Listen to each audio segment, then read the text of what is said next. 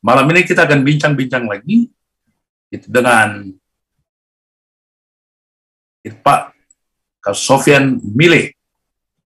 Oleh karena itu kepada saudara-saudara yang meminta jadi kepada saya untuk menghadirkan Pak Sofyan Mile, jadi saya sudah penuhi jadi segala permintaan itu. Oleh karena itu kita sapa. Assalamualaikum Pak Sofyan Mile. Waalaikumsalam warahmatullahi wabarakatuh. Sehat-sehat saja kah? Alhamdulillah sehat walafiat, mudah-mudahan semuanya sehat. Amin. Jadi malam ini sengaja kita memilih topik itu, Bung Sofyan. Jadi cerdas dan bijak dalam melakukan jadi proses komunikasi politik. Jadi latarnya adalah karena setiap politisi itu pada dasarnya harus memiliki jiwa negarawan. Tapi belakangan hari saya lihat tidak, Bung Sofyan. Ada pergeseran apa kira-kira? Jadi ada persoalan itu kaderisasi di partai politik kah misalnya? Bisa jadi kaderisasi di partai politik juga yang mereka kemudian mungkin sudah tidak melaksanakan dan kemudian melupakan. Tetapi ada catatan lain, mungkin perkembangan di ilmu pengetahuan yang sudah tersebar di sosial media, tidak perlu membaca buku, tidak perlu ke perpustakaan, itu membuat mereka lebih banyak dan lebih cepat, bahkan terkesan terburu-buru atau tergesa-gesa dalam mengeluarkan pendapat tanpa melakukan check and checking terhadap teori atau masalah yang mereka akan ungkap. Nah ini salah satu mungkin ini masalah yang mereka ungkap yang bisa menimbulkan gejolak sosial, protes di mana-mana.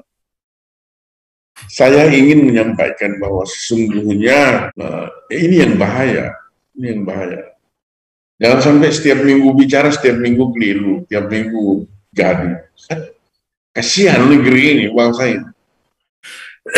Tinggal tunggu kapan lagi dia bicara. Besok dia bicara gaduh lagi. Jangan seperti itulah. Jangan biarkan orang setiap mengeluarkan statement menimbulkan kekacauan, menimbulkan kegaduhan, segala macam. Hanya konsentrasi seorang pejabat, konsentrasi seorang pengambil keputusan itu hanya disibukkan untuk mengklarifikasi sesuatu yang sesungguhnya bersumber dari statement dia sendiri. Ini kan nggak bagus kan. Mana bangsa ini mengurus statement orang yang tiap minggu salah, tiap minggu keliru. Kasihan, sementara masalah lain banyak sekali yang kita hadapi, harus kita selesaikan ke depan. Mungkin dari obrolan-obrolan ringan, obrolan kecil dan obrolan lepas seperti ini, mereka kemudian bisa menangkap sesuatu yang memiliki nilai kebenaran. Paling tidak ada kontrol diri, ada introspeksi. Untuk kau benar juga itu, informasi tentang ini harus kita perbaiki. Kalau seseorang tidak pernah dikritik, tidak pernah diberi masukan, mungkin akan merasa benar, apapun yang salah pun akan merasa benar, kan? Bahkan dia akan bangga dengan kesalahannya, dia akan bangga dengan statement yang menimbulkan kegaduhan. Oke, Bung Sofyan. Jadi kita sudah sampai di penghujung. Jadi kira-kira apa yang akan harus tekankan lagi gitu, tekankan lagi. Jadi kepada teman-teman kita, kepada teman, kepada adik dan sebagainya, yang pada saat ini sedang menjalankan fungsi yang memiliki hubungan dengan jadi proses komunikasi politik.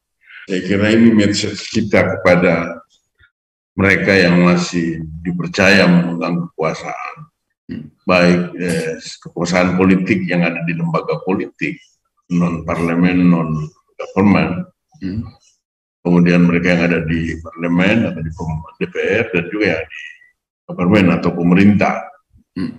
Ya, ada kondisi yang ke depan perlu kita hati-hati atau kita waspadai dalam menanganinya, meresponnya. Bahwa kondisi ke depan ini akan berdampak buruk terhadap kondisi dan eksistensi bangsa kalau tidak ditertangani dengan baik.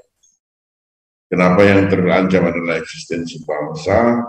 Karena ini masalah yang berkaitan dengan kedaulatan, masalah yang berkaitan dengan ideologi, masalah yang berkaitan dengan penegakan hukum, masalah yang berkaitan dengan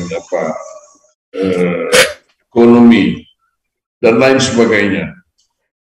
Jadi ini kita harus lihat sebagai sesuatu yang merupakan PR kita sama-sama, dan bukan hanya mereka yang ada di lembaga politik, di DPR maupun pemerintah, para akademisi, semua stakeholder bangsa terhadap masyarakat biasa harus melihat ini sebagai sesuatu yang mengancam, dan kita serius untuk menangani ini.